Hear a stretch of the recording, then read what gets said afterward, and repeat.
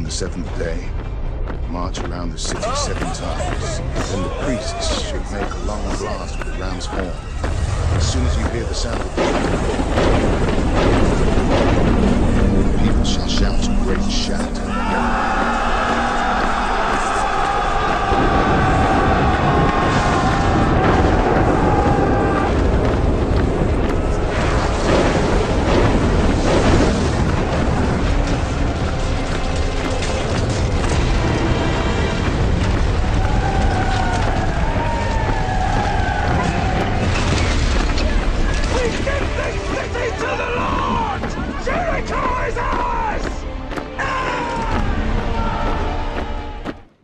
This story here from Minuteman News, you guys all need to become familiar with what's going on here, that the UN is declaring that the Arms Trade Treaty will go into effect December 24th of this year.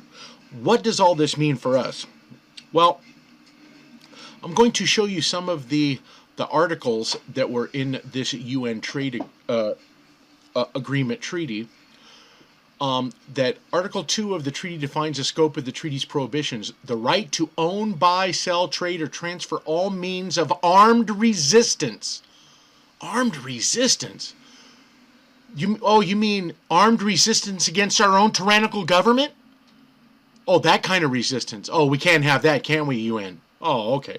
So now you guys remember the story that I did about the United Nations and the DDR officer that disarm, disable, and reintegration, or officer. I'm trying to remember what the acronym stood for.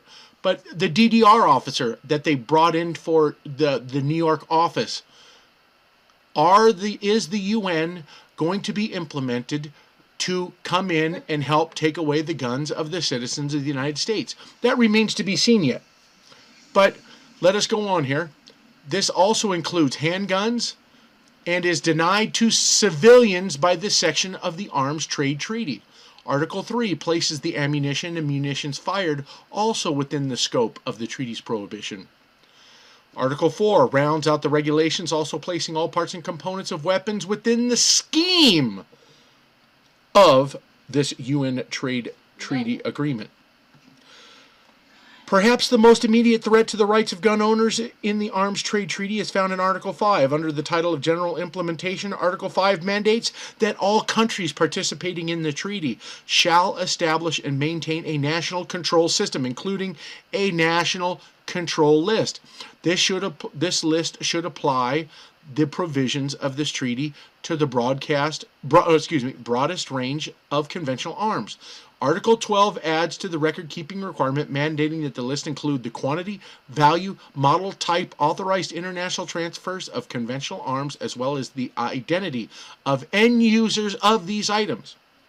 Now, it does go on to state here that if a country, such as the United States, decides that they need help, if these countries can't get this done on their own, however, Article 16 provides for UN assistance, specifically including help with enforcement of stockpile management, disarmament, demobilization. Yes, disarmament, demobilization, and reintegration officer. That was the position that the United Nations was hiring for out of their New York office, out of their New York location. In fact, a voluntary trust fund will be established to assist those countries that need help with UN peacekeepers or other regional forces to disarm their citizens. Well, the only thing left here that they claim that needs to be done is for the United States Senate to ratify the treaty. If we see the ratification of this treaty by our Senate, that should be your clue that it is time to rise. I don't know any other way to put it to you all. They are going to be coming if this goes through. If this happens and you see the Senate ratify this, you know that our time is short and we're going to have to do what we got to do. This is huge. The last time I made a video exposing something like this, my channel got shut down. The Landmark Arms Trade Treaty, regulating the international trade in conventional arms for small arms to battle tanks, combat aircrafts, and warships, will enter into force on December 24th, the 24th of December 2014. States can sign and ratify the treaty until it enters into force. After entry into force of the treaty, states can still accede to the treaty. We're moving on. This is not the point of that. This is major. The UN declares Arms Trade Treaty to go into effect December 24th. Arms Trade Treaty, this is their official website. The Arms Trade Treaty. The Landmark Arms Trade Treaty, ATT, regulating the international trade in conventional arms, so on and so forth. States can sign and ratify the treaty until it enters into force. After entry into force of the treaty, states can still accede to the treaty. Scrolling down through here. Meetings. I just can't believe this. First preparatory meeting was on the 9th of September 2014. Right, that's funny, right before 9/11.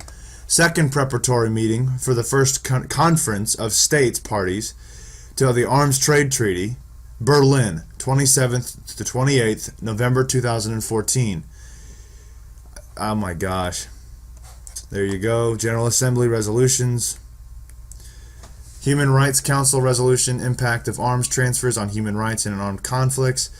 That was the question. Are we going to be in a civil war by then? Well, no, this is definitely going to lead to a civil war because you're not taking our guns. It's just not going to happen.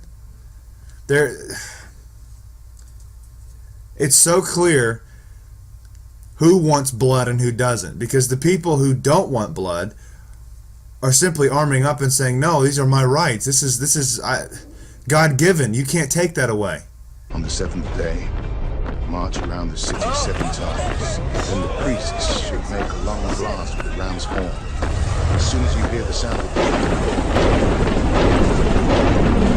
the people shall